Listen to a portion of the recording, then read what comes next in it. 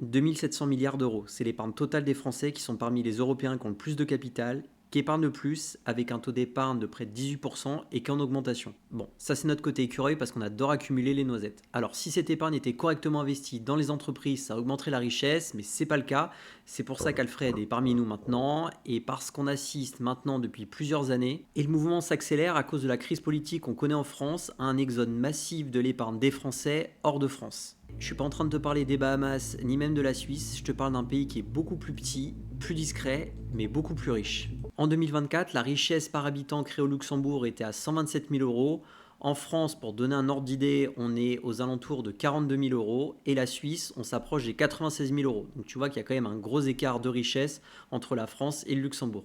Pourtant, rien n'indiquait que le Luxembourg allait devenir une place financière incontournable. Ils n'avaient pas d'accès à la mer, pas d'or, pas de pétrole, ils n'avaient même pas de vaches pour faire du bon fromage, mais ils avaient quand même une bonne idée, se tourner vers la finance, et l'avenir leur a complètement donné raison. Donc je vais t'expliquer dans cette vidéo comment le Luxembourg est devenu incontournable en finance, comment est-ce que les Français investissent, les montants placés, et petit spoil, je vais te montrer les 4 super pouvoirs du Luxembourg.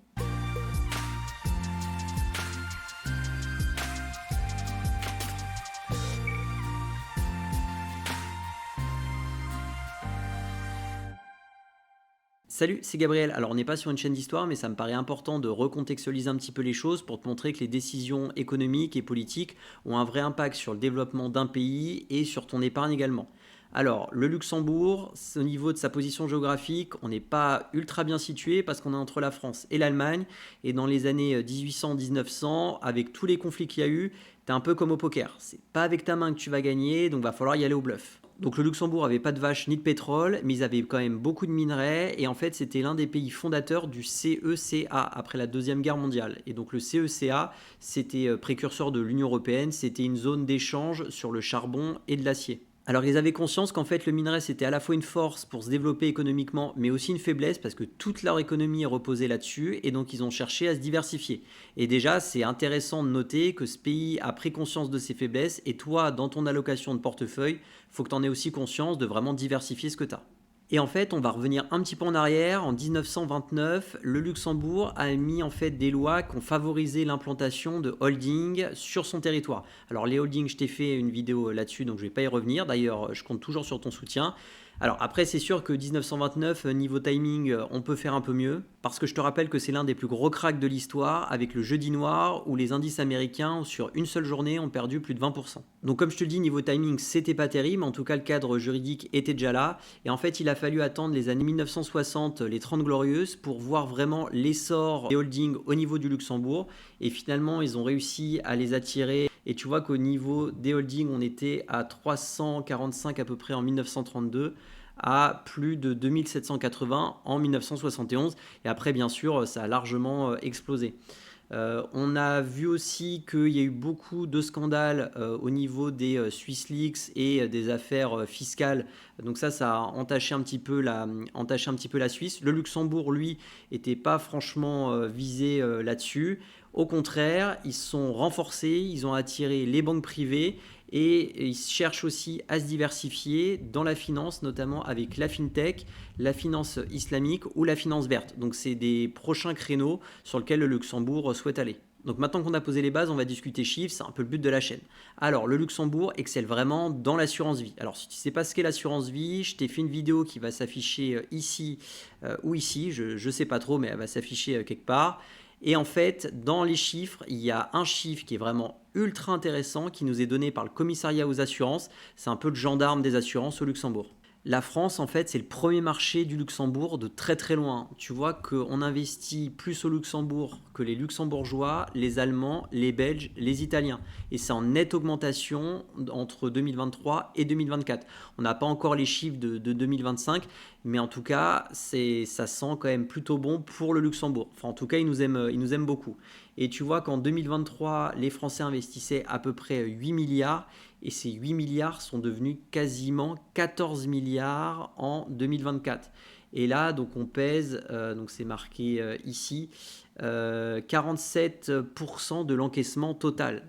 Donc ça veut dire qu'on représente à nous seuls quasiment 50% de toutes les primes versées au Luxembourg. Alors après, il faut mettre un peu en perspective ce chiffre par rapport au montant des primes versées par les Français dans des contrats d'assurance vie, parce que 14 milliards, même si on voit la nette augmentation, on peut se dire que c'est finalement assez peu par rapport au montant qu'on verse en assurance vie.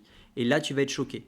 France Assureur, c'est un genre d'amicale des assureurs. Pour l'année 2024, alors on n'a pas des chiffres plus récents parce que ça met un peu de temps à mouliner, mais pour 2024, le montant des primes versées était à 29 milliards d'euros. Ah oui, c'est énorme, mais attends, t'es pas en train de mélanger des choux et des carottes parce que France Assureur parle de primes nettes, toi tu me parlais de primes brutes, du coup c'est quoi tout ça? T'as complètement raison. En fait, France Assureur parle de primes nettes. Donc, en fait, ils vont regarder tous les versements, toutes les primes qui ont été faites sur des contrats d'assurance vie. Ils vont enlever tous les retraits, toutes les clôtures qu'il y a pu avoir au cours de l'année. Et tout ça, donc ça donne à peu près 30 milliards d'euros.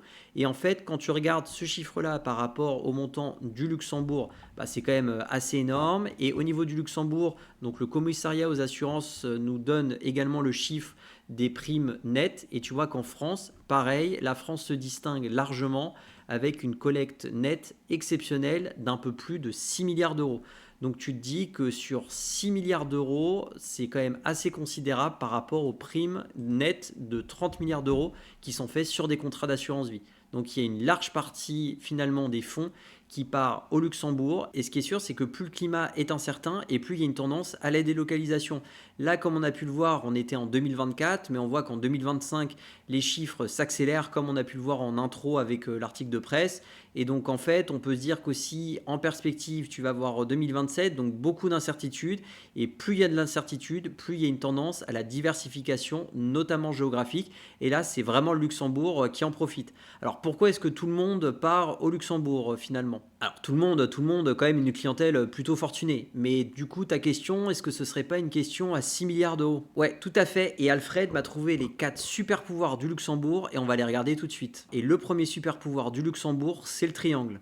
Ah oui, ils sont forts en géométrie, en maths, en finance. Mais c'est quoi le rapport avec l'assurance vie? Alors pas tout à fait. En fait, quand tu vas faire un versement sur un contrat d'assurance vie luxembourgeois, les fonds, les primes versées ne vont pas être logées au sein de l'assureur, mais tout ça, ça va être confié à une banque dépositaire. Et en fait, comme les fonds ne sont pas logés au niveau de l'assureur, du coup, si l'assureur fait faillite, le fait que ce soit dissocié, ça permet de protéger les avoirs des clients. Et tu vas voir le commissaire aux assurances, le contrôleur des assurances, qui va s'assurer que justement il y a bien cette séparation d'avoirs, que les fonds ne sont pas logés au niveau de l'assurance, et ça, il va le regarder tous les trimestres. Ok, donc en fait, il va s'assurer que le triangle, ça va pas devenir un carré ou un rectangle, et que du coup, les fonds restent disponibles en cas de faillite de l'assurance. Ouais, tout à fait. Et pour notre côté un peu flippé, déjà, c'est pas mal. Et il y a le deuxième super pouvoir qui s'appelle le super privilège. Tu vois, je t'avais pas menti quand je t'avais parlé de super pouvoir.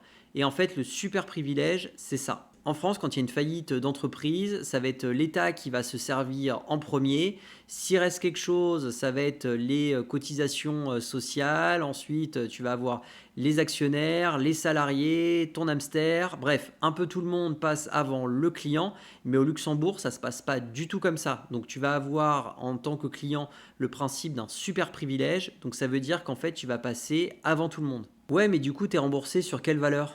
Alors en fait, au niveau de l'assurance vie, tu vas être remboursé au niveau de la valorisation de l'assurance vie au moment de la liquidation, de la mise en faillite de l'assureur. Et au niveau des unités de compte, donc on ne t'assure pas le capital parce que sur les unités de compte, tu as un risque de perte en capital, mais on va t'assurer par contre le nombre d'unités de compte que tu détiens, pareil au moment de la liquidation de l'assureur. Donc en fait, quand tu investis dans des actifs au Luxembourg, tu as autant de risques de perdre ton capital que de gagner au loto ou te prendre un astéroïde. Niveau statistique, on est à peu près pareil. Alors, le troisième super pouvoir, c'est quand tu es à cheval. Alors non, pas ce cheval-là. En fait, le risque, c'est d'avoir une double imposition. Si par exemple, tu es la moitié de ton temps en France et l'autre moitié de ton temps en Espagne, en Italie ou dans un autre pays, le risque, c'est d'avoir une double imposition. Heureusement, les pays qui sont relativement proches ont signé ce qu'on appelle des conventions fiscales qui vont annuler ce principe de double imposition. Mais par exemple, si tu résides fiscalement en France et que tu as des placements dans un autre pays un peu plus farfelu sur lequel la France n'a pas signé de convention, bah, tu risques d'avoir une double retenue à la source, à la fois une retenue à la source en France et également une retenue à la source par le pays dans lequel est logé ton placement. D'ailleurs, ça me permet de faire une petite parenthèse. Moi, dans ma vidéo et dans ma série Challenge Dividende, donc j'ai choisi un courtier qui me permet finalement d'avoir une retenue à la source minorée parce qu'ils ont signé différentes conventions fiscales.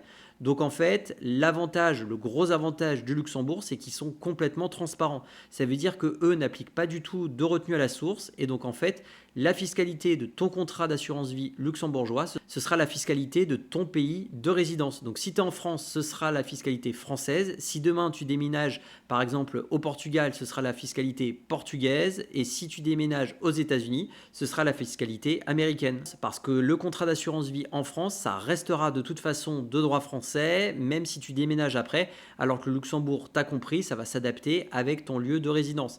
Après, bien sûr, il faut que le Luxembourg ait signé des conventions fiscales. C'est sûr que si tu déménages à Nauru, alors oui, Nauru, c'est là. Voilà, donc là, c'est un mauvais exemple, mais normalement, dans les autres cas, ça devrait fonctionner parce que le Luxembourg, c'est le quatrième super pouvoir, ils sont super souples. Pourtant, ils n'ont pas eu la médaille d'or au JO en gymnastique. Alors en fait, c'est plus par rapport aux possibilités d'investissement parce que c'est amusant en fait quand tu y penses. Dans un contrat d'assurance vie de droit français, tu investis en support euro sur un support garanti en capital libellé en euros et c'est tout. Enfin, tu n'as pas d'autres possibilités d'investir sur un support qui soit garanti.